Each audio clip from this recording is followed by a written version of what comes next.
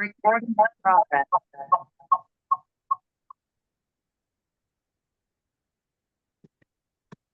Good afternoon, everybody. Muito boa tarde a todos.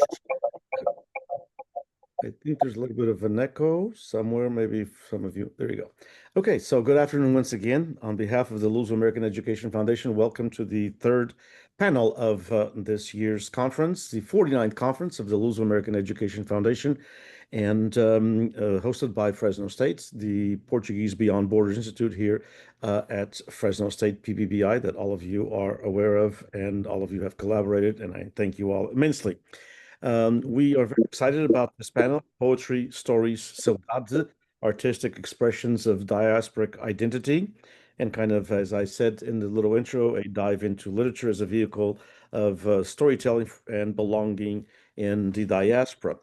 So, as a bit of introduction to what we're going to be doing, we have here a wonderful group of poets, writers of both poetry and fiction. They will choose whichever they want to read from. Obviously, the rule is pretty much about 8 minutes or so for each one of the writers, each one of the poets. And basically, everyone can just make a bit of an introduction, then start with their reading. A bit of an intro as well. So between two shores, words have always traveled, sometimes in silence, sometimes in song.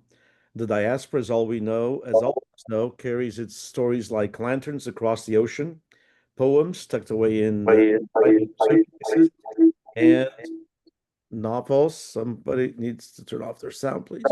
Let me see what we have here. Okay. Sometimes let me try this again.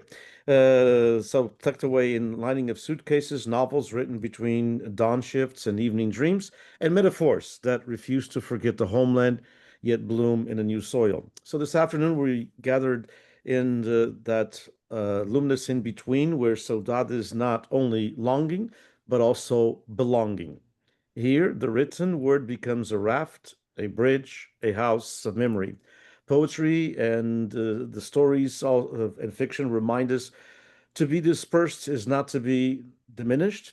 It is to multiply one's roots, to discover that identity can live in more than one language, more than one heart.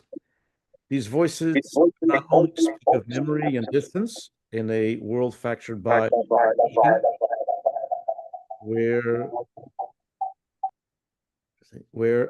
by divisions, I would say. These voices, let me try this one more time. So these voices not speak of memory and distance in a world fractured by division, where rhetoric often sharpens into weapons and noise drowns out listening. Poets and storytellers can be lanterns of reason, steadying lights of hope. The words remind us that dialogue is still possible, that beauty resists despair, and that the imagination offers a refuge stronger. Our readers are Sam Pereira, Lara Gularte, RoseAngelina Baptista, Carlo Matos, Irene Marques, Angeja, and José Luís de Silva.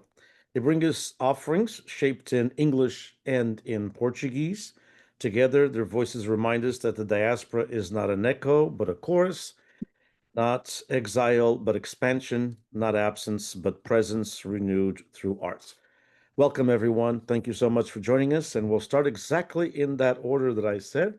So we're going to start with Sam Pereira from my neighbor here across the street in Los Banos. Thank you, Dinesh. I want to read two poems. The first poem is actually a poem that I read at Fresno State when I was one of the early participants in PBBI. This goes back to pre-COVID, I believe, around 2019. And this is a poem that is dedicated to an old dairyman. I worked at a farm supply store for a long time. And I started there when I was about, I guess, 16. And George Rocha was I thought this ancient guy, I find out later that he died when he was 63, I think. But at the time, I thought he was, way up there because I was 16. George took a liking to me for some reason. I mean, we had nothing in common except that the Portuguese roots were there. And I don't even know politically where George stood. It didn't matter. He was just a cool guy. So this is a poem called The Wisdom Came Riding Up in a Flatbed for George Rocha. He would pull up in his old Chevy flatbed that had been repainted using a brush and a can of red paint. The Roytan in his mouth, wet and chewed with a vengeance from the time he'd left home. I was 25 or so. I lied. Fresh out of college and hope. He'd stare at me, the stare of the gruff old bastard he'd honed from the dust of dried manure all those years. For some unknown reason, he liked me. He'd say, Sam, in his bold Portuguese accent, you're a smart kid. Don't ever give that up. Maybe it was because he could tell I'd screw up, fall down, become a fool for all the usual reasons a man becomes a fool. Maybe he could see himself in the college kid who knew it all and at the same time didn't know a thing. He'd buy his 2 or 3 sacks of grain for the animals he had left. He'd jump into the dark, green, ragged seat of the Chevy, grab the knob of the long, black floor shift, and throw it into a reverse he only wished was true. Funny the things a man remembers. Like the day I asked him what he liked to read. He humored me. A bunch of yellow papers on how to fix a pump. A list of parts for this old truck and my tractor. The Bible I brought with me from Terceira on the day I boarded the ship. Those papers and that list of parts still help a lot, he smiled. A box of Roytans back in the day, 50 of them, cost under $5 anywhere in town. I owed him at least a case of them for showing me his gruff hold on the world back then. His glancing follow-up grin aimed at what was left of a young man's due respect.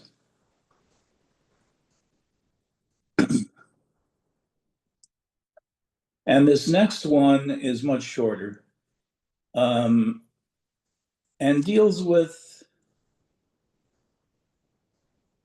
the hold that poetry has on people if they let it take hold. And not everybody gets that. This is a very long title, almost as long as the poem itself. It's called On Finding a Copy of His First Book Left on an Iron Bench in front of an abandoned Greyhound bus station west of that obligatory ocean.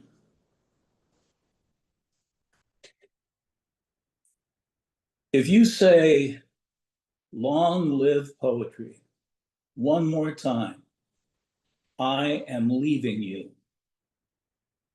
She often sent such things his way, followed by the always memorable notion she'd always remember their honeymoon on Terceira and how even the animals knew that he and his sorry metaphors were doomed.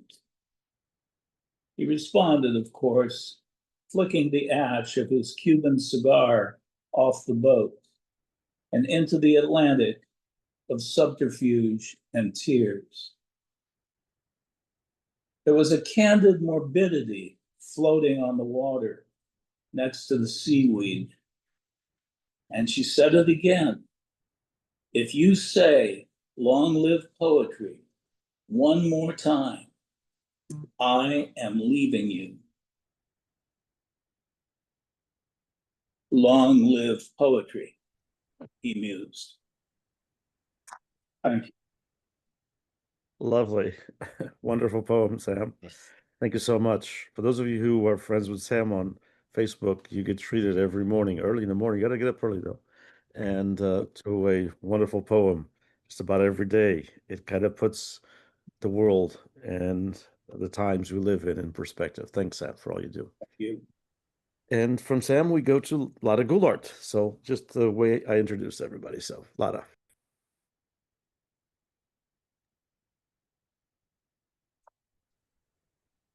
And I know that's Flores behind you, but can't hear you. Okay, there. I've had some technical difficulties this morning. I'm actually going to be reading some poems about Flores, where my grandfather is from. And I was at Flores for a while at the Footpaths residency, Lodges in Flores, for a while and wrote some of my poetry when I was there. So here's some poems about Flores. Flores Island, the place at the beginning. A wail rises up in her mind, turning her thoughts gray. In port, the ferry of return, she searches for her grandfather to discover the shape of his immigration and finds the planks gone, rotted. At the mercy of rough water and high winds, he rode, sinews pulling his dory, pulling his bones to breaking. She scans the distance, says his name out loud. Antonio Henriquez waits to hear a voice, see a face. She searches for all the prisoners of thick mists, others who look like her, whose foreign tongues speak music to her soul. Beyond the wake of a rogue wave, currents and tides ride on the back of a gray whale.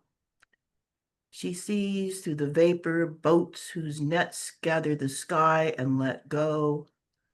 Fog falls, bearing dazed souls back to their home place. She falls with them. And arriving at Flores, July 2nd, 2008, that was a long time ago. At the airport in Santa Cruz, I see people waving. Hello or goodbye, I wonder. I follow the road lined with flowers and rabbits. Cloud shadows slide down ravines. Junipers, stiff as pencils, cling together. Where breezes gather, the song of wind against stone, I stand inside a cloud, discover in present time a distance almost ancient. The mist that lives here speaks to me in a new language. Endemic species survive. Can I? On a beach, sand sifts under my feet like an hourglass that just broke. The wind blows against me. I lean into it till I no longer resist its pull and must snap back into myself. This poem is called Going Back for Antonio Henriquez. I'm coming back to Flores, grandfather. You meant to return and never did. Everything as you left it, but nothing the same. The air saltier, light falls more gently. I walk through the door, sunlight grazes the table, chairs scrape. One man pours wine, bread rises from a woman's hands. My newly found cousins, the cheesemaker and the priest, remember you barely. On my palm, they trace your history. Pounding into my pulse, the air throbs with your presence. I see your shadow by the window, looking out, always looking out. leaving Flores. This island I leave comes with me, the misty air, the salty taste, I wear it like atmosphere. Time folds into itself, cut fields and stone walls, long hours of light where shadows of clouds slide under the horizon. On this island of flowers, where land meets sky, I find the thin place, remap my personal landscape. Thank you. Thank you, Lara. Beautiful. We have an upcoming project at PBBI with Lara, so we'll be talking about that with you soon in the next few months, hopefully. And from Lara, we will go to RoseAngelina Baptista, so all the way to Florida.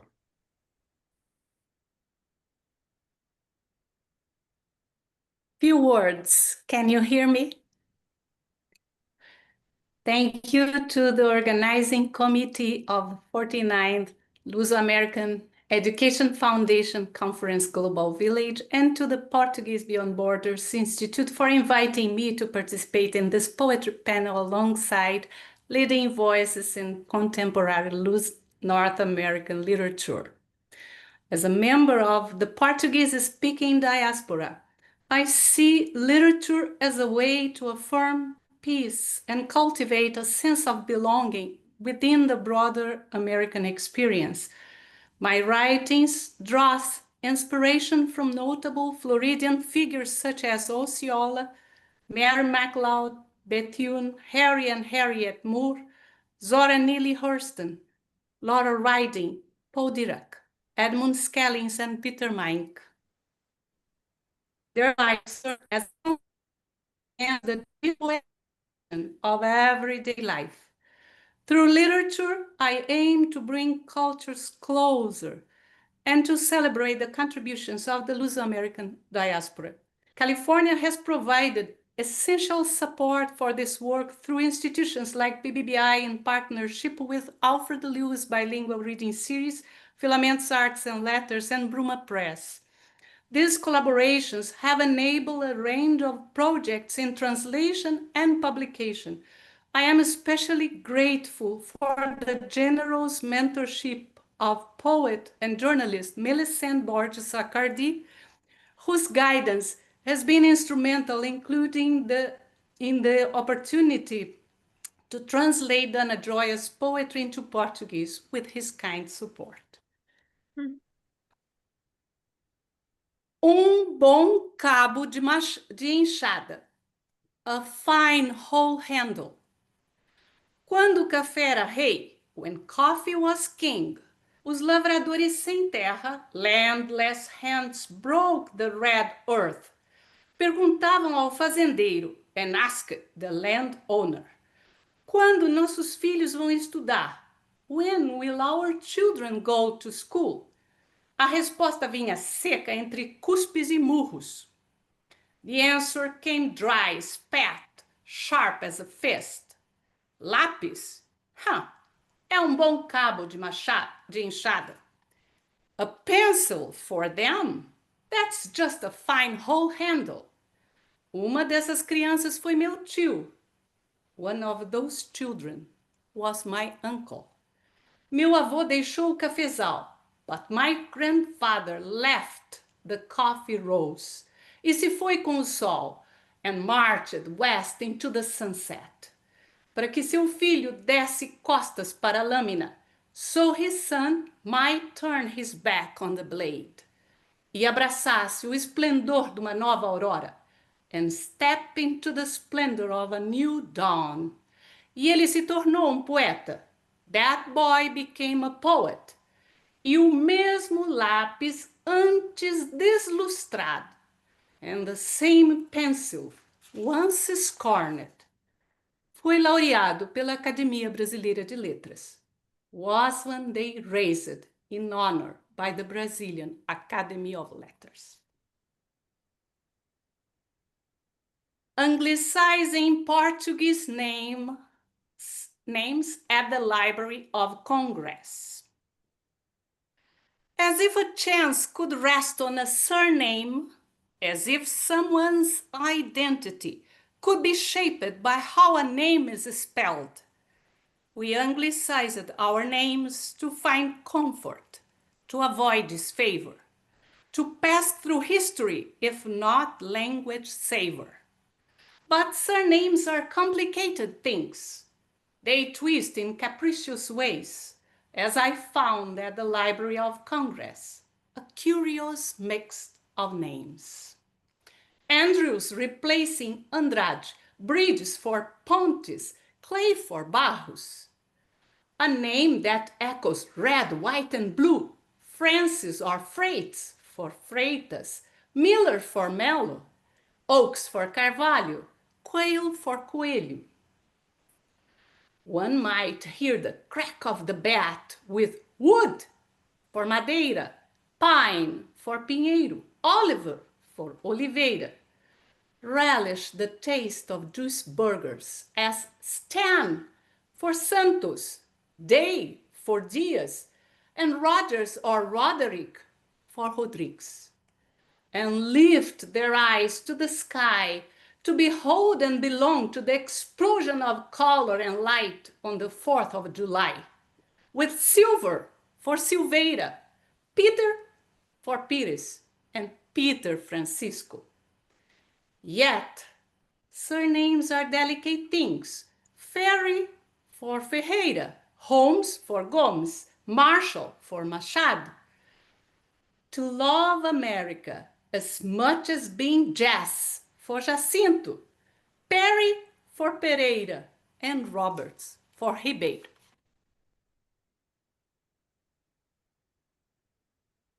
Viva Palestina Livre! Memorial elegiático ao genocídio das crianças palestinas por uma poetisa pediatra.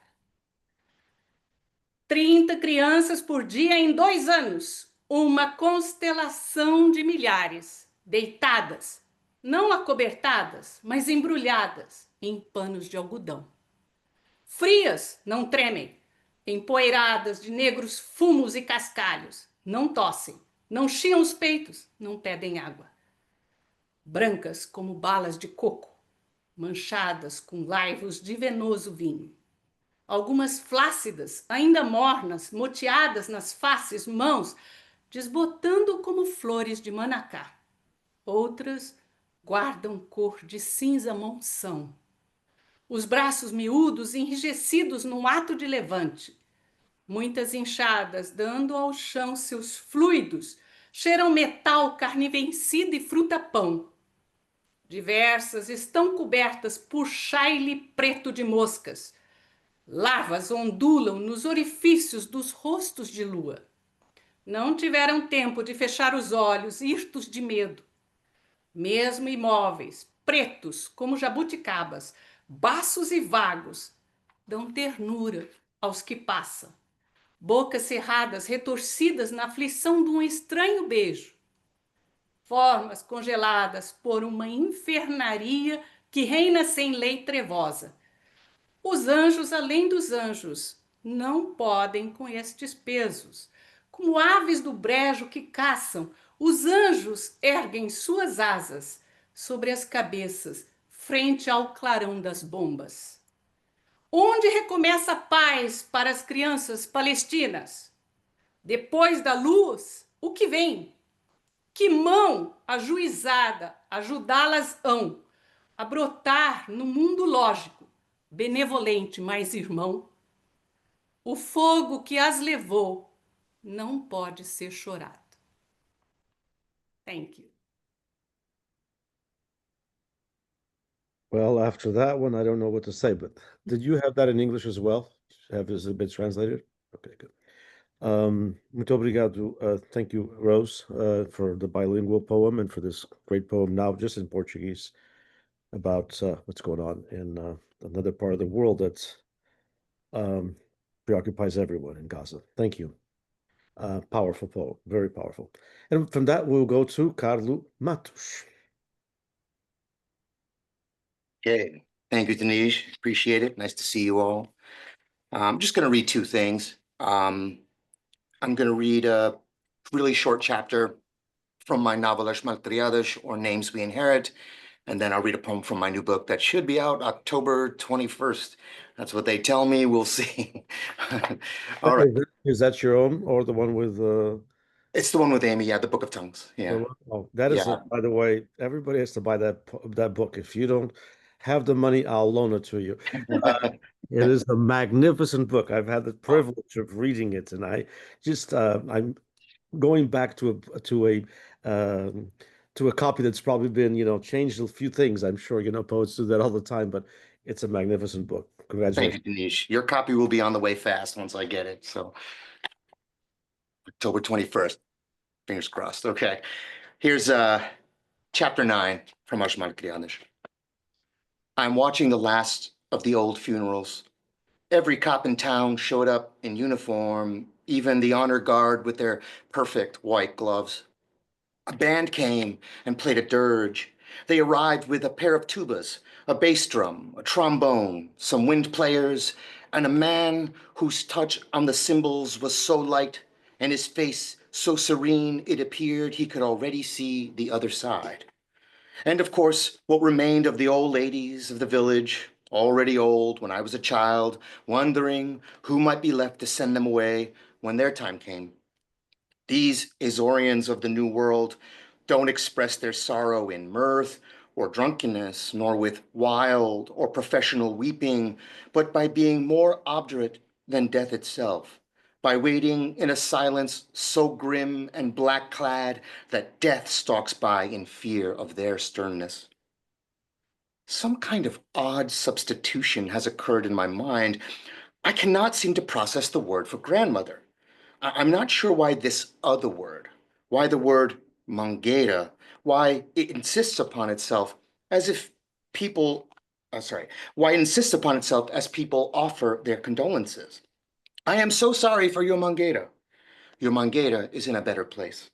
God has called your mangueira to him. It's one of the many absurdities that pop into your mind as you beat back the terror of a world containing one fewer person who loves you.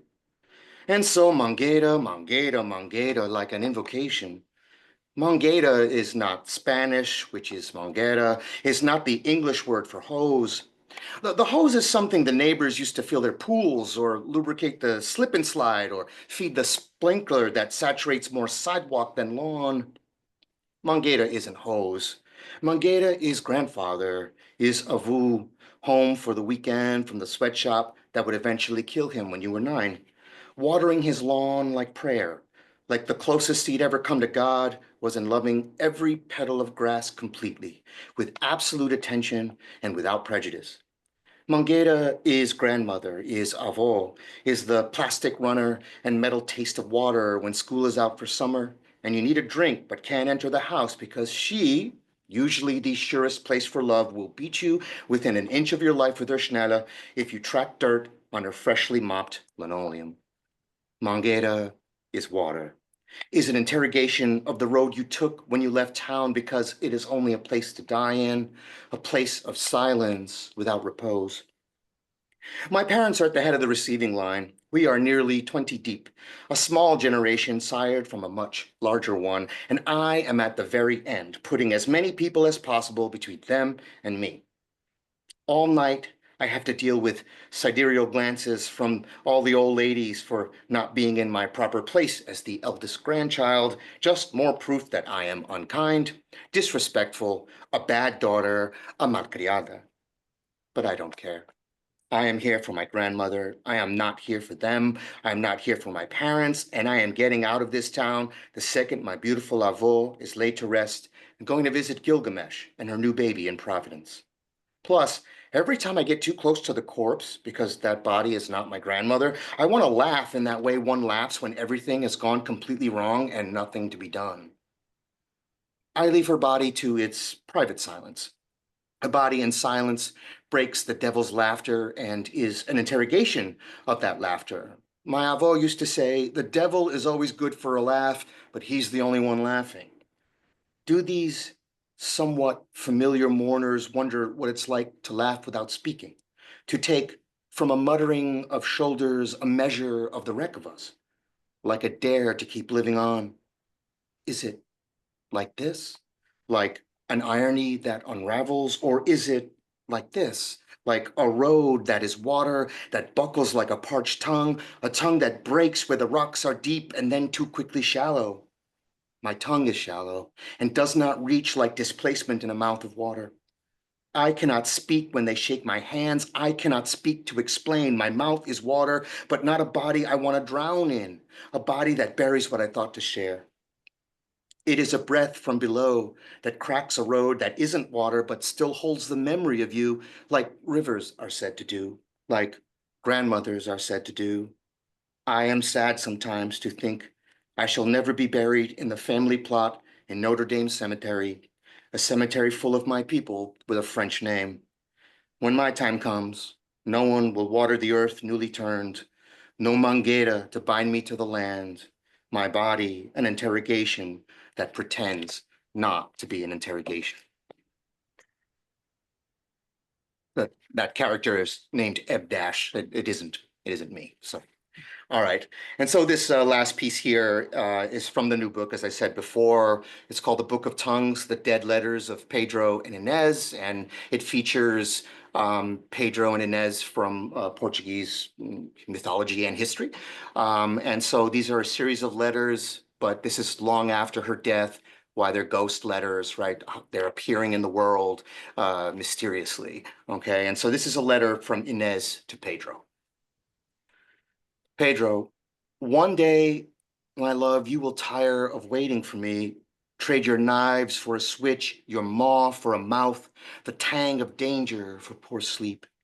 You will tire, or maybe you have tired. Who can know what tents to live in, what tents to speak in, what tents to die in?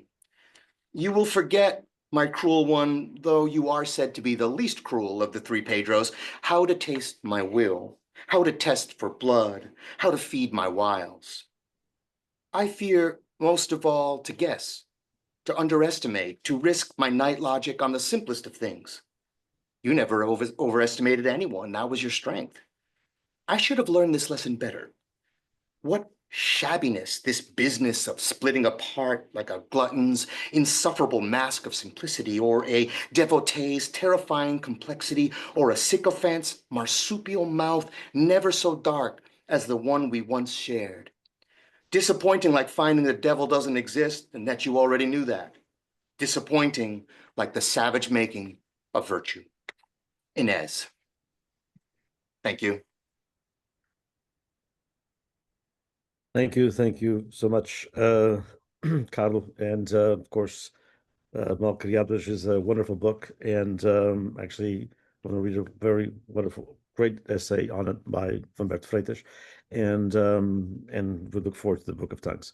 From Carlo, we will go to our friendly neighbors. We have friendly neighbors on both sides of the border, north and south. But this case, we're going to the north, to Canada, from Portugal to Canada, and that is Irene Marques, who writes bilingually, who has published immensely and has won some very important literary prizes on both sides of the Atlantic. Welcome, Irene. Thank you, Denise. It's good to be here. So yes, I do write in English and Portuguese. So actually today, usually I read poetry, but today I'm going to read a short excerpt of a chapter from my Portuguese novel, Uma Casa no Mundo, that was published in 2021, that won a prize in Portugal. So this excerpt that I'm going to read is from a chapter from that novel that was published in English, translated by myself in the summer, in the spring, that is, in Canada, by Archipelago Press, which was an anthology of Portuguese Canadian writing. So I'm going to read part of that story. So basically, the story, the section that I'm going to read is a letter written from a soldier who is in the war in a colonial country in Africa, in a Portuguese ex-colony, well, colony at the time, and he's writing a letter to his sister, telling her what is happening there. So the name of the specific piece that was published in the anthology is Letters from the War, the Natural Bust of the Portuguese. My beloved sister Lucena, here in this land, the moon disguises itself in different ways. Sometimes it appears as a tiny speck, at other times it is fully pregnant, carrying endless life, a mother of all times. Today the heavens are illuminated, reminding me of the closed December winter skies when we would inhabit long, hopeless nights, awaiting the hope and rebirth of the baby Jesus. Inside this desert land, encircled by barbed wire, I must distract myself and suspend this endless night, this immobile clock where still does not bend. And so I will tell you about the men who, like me, have ended up here, or those who are already here, the true sons of the land. White men, black men, mestizo men, men of all possible colors, speaking in different tongues, brothers who sometimes kill one another in the name of the same cause, all suffering from the same profound exhaustion of the soul, the existential curse that plagues us all. I start by sharing with you the portrait of a man who, like us, ended up here against his own will. Dr. Fernando Anselmo Perdigueiro Alves, trained as a psychiatrist, a doctor of the soul, but whose job here is to tend to the wounded bodies of the men who have been assaulted by the ugly pointed knife that is this war. And there are so many ways to kill pigs here, my dear sister, that this man, this doctor of the soul, forced to become a doctor of the body, has very little rest. Is about 28 years old, a son of Lisbon's high bourgeoisie, who sometimes thinks he's better than the rest of the flock, though at times he also seems humble enough, placing himself side by side with us, same height, same boots, like a true fraternal brother with twin blood running through his veins. He's very much of a nutcase, and sometimes I ask myself how this man is a doctor of the human mind when his head is a deep, dirty well full of vipers still in a virgin state, a whirling of crazy things that make little sense. He claims he's writing a novel that will one day become a masterpiece when the world awakens from its unconscious. This novel bears the strange title of The Natural Bust of the Portuguese, and sometimes after dinner he reads out aloud excerpts wanting our opinion about the quality of his developing masterpiece. Most of the time, we don't understand what this bourgeoisie city fellow is rambling about, line after line, filling blank sheets of paper with what appears to be mostly nonsense. He confuses the Queen of Hearts with the nuns from the convent of Our Lady of Perpetual Help, and tells us Hitler is still alive and building a 10,000 bomb in some hidden God-forsaken corner of Argentina that will serve to exterminate all the Jews who survived the Holocaust. He describes the port wine figure Sandman as the dark and dead dream of the Portuguese who went to India in 1498, and insists this man, dressed in a dark, long cape, is a werewolf howling endlessly in the middle of the night, howling madly and vociferously against the present, calling the long-gone distant past, a werewolf suffering from an unmeasurable, incurable, nostalgic disease, a creature who must absolutely be assassinated if the country is to move ahead and step into the future. He rants about a Siamese cat he left back in Lisbon, describing her as a lion hidden under the sweet paws of a minor feline, who is better than the black people of this land and even many of the white men.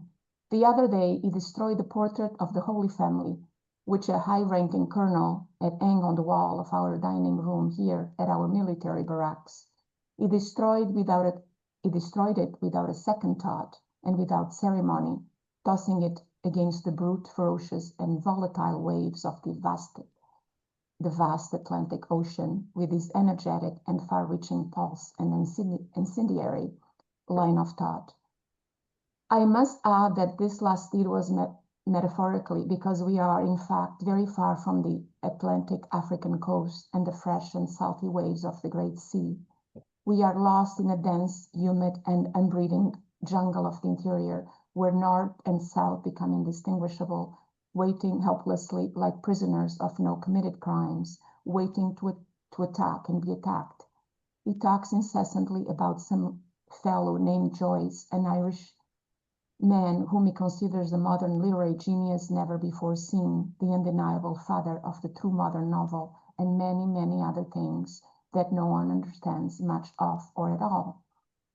When we ask him to explain what he means by all this, he becomes possessed by an unmeasured fury, starts kicking tables and chairs, and screaming insults unfit for a man of his rank and education. He shouts, "You are a band of imbeciles who cannot even read and write, a bunch of simpletons from Beiras and Trás-os-Montes, ruffians from our backwards and archaic Portugal, ruffians, forever ruffians." I'm going to skip a little bit and read the last part. Saturday night, when the stray dogs howled their deliberating, endless screams that made many of us cry, the doctor seized at G3, walked to the barbed wire fencing of the military base, and killed them all in one single blast of bullets. He said he could not stand mangy dogs with their eyes and bones hanging from their bodies, like a permanent accusation pointing to the authors of the crime.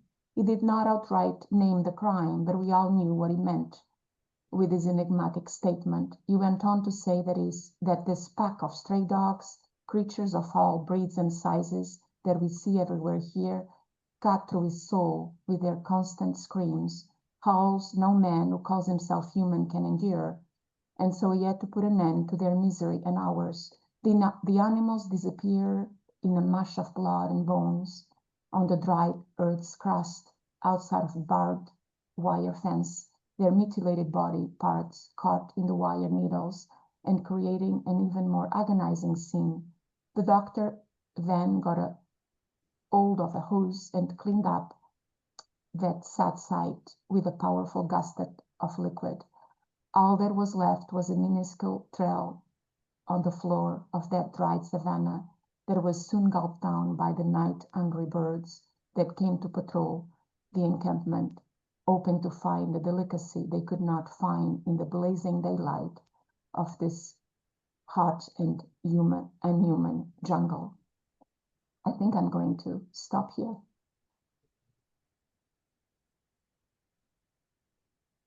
Thank you, Irene. And I think you were talking about the Here and Elsewhere, right? The anthology that piece is included in, correct? Yes, the anthology of Portuguese Canadian writing that came out in last spring in Canada by Archipelago Press. The chapter of the translated chapter from my novel is there. Yes, as are, there is also many other excellent pieces. Casa no Mundo is an excellent book. I read it in Portuguese and loved it. Congratulations. And from Irene, we will go to Brad Angeja, which is our newest writer in California. Brad just published a novel, Volta Portugal. It's in English, but the title can be, of course, a part of a Portuguese. And as I put there, if some of you want to share the links, please do.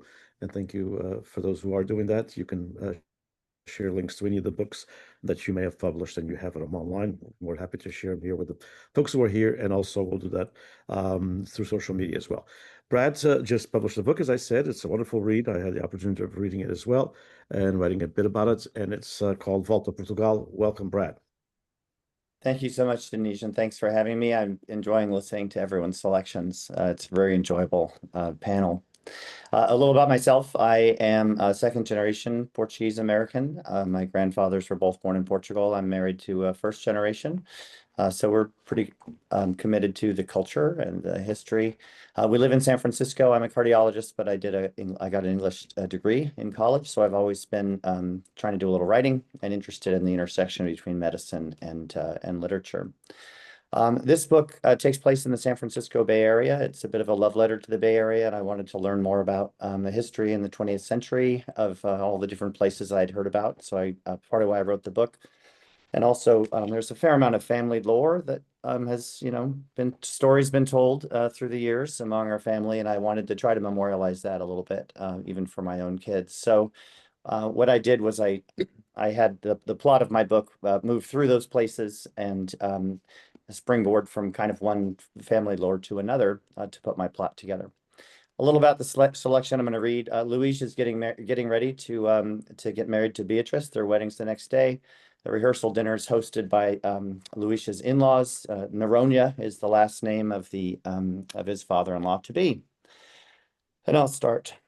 The men were out in the garage playing sueca.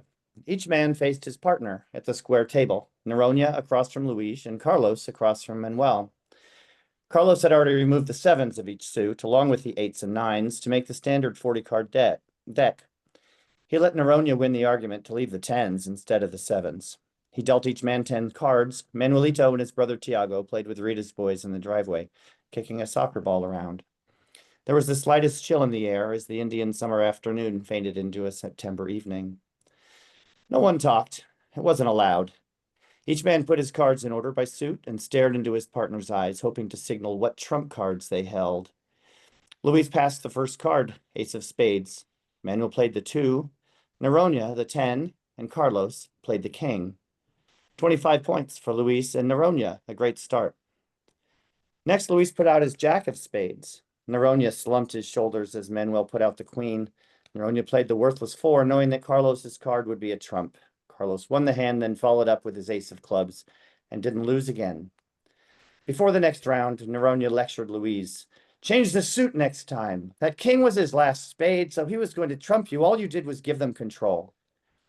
Noronha tried to teach him, but Luis just could not keep all the rules in his brain or keep track of what cards had already been played. It was the same in every garage whenever a family got together. At least this one was not filled with cigar smoke. They played round after round, but Luis and Noronha never seemed to catch up with Carlos and Manuel. Before long, 3 of 4 trees were circled in Manuel and Carlos's column. Noronha was frustrated and getting bored. He looked at his watch. It's almost time to go, he said. Come on now, kids, said Manuel. The men all got up and stretched. Manuel patted Luis on the back. Don't worry, Irmão. Someday you'll get it. There's a lot of things to learn as the man of the house. Sueca is the least of them. Luis hated being talked down to by his brother, especially in front of his soon-to-be sogro. That's when he heard Beatrice calling from inside. Dad? Luis? The men pushed in their chairs and headed inside. Since dinner, Beatrice had been helping her avó get ready in the bedroom. Her grandmother had a stroke about 3 months before, the result of years of hypertension. The family took turns helping for her, but as a nurse, the bulk of it fell to Beatrice. Today she had helped her grandmother into a fine blue velvet gown and fixed her hair back with bobby pins under a cute black hat. It was almost enough to distract the family from the persistent droop on the left side of her face. She had been confined to her bed or wheelchair since the catastrophe. Beatrice wheeled avó out into the living room and called everyone in to welcome her. The men came in from the garage. Helen, Gloria, and the girls came in from the kitchen. Beatrice said, Avó, aqui está Luis, the one I told you about, the man I'm going to marry. The old woman pushed both hands against the arms of the wheelchair and with great effort stood to her feet. The Noronhas and Beatrice stood silently. Luis started to walk over to pay his respects, but Beatrice held up her hand. Step by step, avó shoveled across the room to where Luis was standing. She reached her arms up, the left hand a little limp, and held both sides of his head. She pulled his face down within reach of hers. She kissed one cheek and then the other. She spoke loudly in English, her thick accent disguising her impaired speech. I love you. Welcome to the family. Luis said, Muito prazer, avó. It is such an honor to meet you. You are as lovely as your neta. He held out his arm to help her back to the wheelchair, then looked over at Beatrice, his eyebrow raised in question. She hasn't taken a step by herself since her stroke 3 months ago, Beatrice marveled. It's like a miracle. Luis felt goose flesh in his face and arms. He guided avó back to her chair. The old woman sat down and Luis retreated behind the chair with Beatrice. She reached for his hand and squeezed it tightly. Beatrice wiped a tear from her eye. I guess we better get going. Those pictures aren't going to take themselves. That's the end of the chapter. Thank you. Thank you, Brad, and thank you. Congratulations and best of luck. The book is just out, so about a month ago or so, I think it was. Yeah, about a month, yeah. Okay. So congratulations. And our newest writer in the Portuguese American sphere. And from Brad, we'll go to José Luís da Silva, who's been publishing for a while, but published a wonderful book of poetry a few years ago. And he promises me that he's still writing poetry, so I believe him because he's a great poet. But he's like my friend Marcelino Candeias. He only publishes when he feels it's the right time to do so and is very meticulous about his work. But welcome, José Luís. Well, thank you very much. It's really been a wonderful experience listening to all these great writers, and I feel out of place here. So I'm going to read two very small poems in Portuguese. And since the topic is poetry, stories, and saudade, I'm going to address saudade in a different manner. The first poem is called Peregrinações, and it's inspired in the 16th century book by Fernando Mendes Pinto called Peregrinação. Fernando Mendes Pinto, if you don't know, was a Portuguese traveler and writer that went to the Orient, and he recorded many things that happened to him. And one of the episodes was interesting to me as a Portuguese language teacher, and also someone who's looking at the future of the Portuguese language in California, in the United States. What's going to happen to my grandkids in terms of language? So he encounters this Chinese woman, and she has learned some Portuguese through some Portuguese church. She knows how to say the Our Father, that's all. And Fernando Pinto says, and then I'll have my little poem. He says in Portuguese, ao que ela, dando grito e levantando as mãos para o céu, disse alto, Padre nosso que estás nos céus, santificado seja o teu nome. E isso disse-o na linguagem portuguesa. E tornando logo a falar sim, como que não sabia mais do português que essas palavras. So my poem is about the saudade for a language that's disappearing among ourselves in our descendants. Peregrinações. A língua que escrevo é a língua que ensino, nesta terra tão longe da pátria que não tenho. Fernão Mendes Pinto encontrou a pátria num Padre Nosso de língua e voltou para contar. Eu conto a língua num Padre Nosso de pátria que não volta. My second and last poem is called Essa Casa. It's a longing for an ancestral home that we all seem to have way back there in Portugal. The stones that may still be there or not. Essa casa, distante, pedra a pedra, sobrado e janela, pesando nos seios, batendo de baque na terra, deixa uma lágrima contida quando se nega ao desejo, quando abriga da chuva, sabendo que não chove. That's it. Short and sweet. Wasn't it Gabriel Garcia Marques that one time said he would trade all of his novels for one great poem? I think or others have said it as well, but I know that Marques said that at one time. And obviously, I don't know if he would do that, but the power of poetry. So thank you, Luis, and thank you all. Thank you so much for being here. Thank you for spending this hour with us and sharing your poetry. We have just a little bit about Bruma Publications. So we, of course, as you all know, we try to translate and bring things from Portugal and the Azores, particularly to the Americas. But we're also looking at publishing some of our Portuguese American writers in the future. So we'll see what happens. We have a few projects that we are working with, a few folks here on this panel and others. And so be on the lookout for that. Bruma Publications, in 2 years, we're able to publish. It's been hard. It hasn't been easy, and it's been like yanking, it's not the easiest thing in the world to publish. And then it's not the easiest thing in the world to distribute because we don't have good distribution, unfortunately. The university doesn't work with Amazon and those, and so we have to do things a different manner. But we are proud that Bruma Publications has been able to publish 22 books in a little over 2 years. So, and all of you have been supporters in one way or another, and I'm grateful for that. I wanted to call out to those who are following our conference that our next presentation is at 4:00. It's in Portuguese. It's called Entre Fusos Horários e Tradições, Memória e Horizonte da Diáspora Portuguesa na América do Norte. So it will be, as I said, that one will be in Portuguese. And then at 6 o'clock, we have one in English called Sacred Flames, Shared Tables, Portuguese Festas as Bridges of Belongings. And then at 8, we have a presentation that is a documentary of about 25 minutes in Portuguese dedicated to the memory of the recent deceased poet, good friend of all of us. Some of us knew him personally, others through his work, Alamu Oliveira. Again, we thank you all for joining us. Great work. Hope to see you in the next book, at least. That's always a great way to see and to, as Alamu put it, once I used to do a television program years ago here in the Valley, and I interviewed him several times. He was one of my favorite interviewers because Alan was an easy interview. You'd ask him a question and he'd respond, maybe if you were lucky, if you could get 3 questions in half an hour. So it was great, for someone in interviews. I once interviewed a matador, and I don't know anything about bullfights or don't care for them, but it was something that I needed to do, and I did. And I asked him a question, and he would respond with saying, "Sim, senor."